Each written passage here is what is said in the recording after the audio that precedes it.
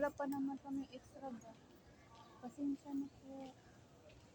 Wala ko, wala naman kayo. Extra ano, pero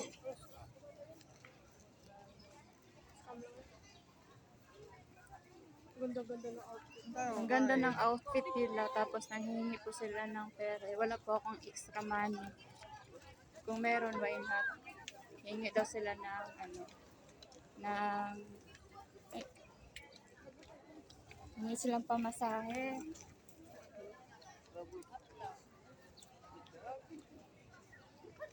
Ang daming tao. Sobrang daming tao ngayon.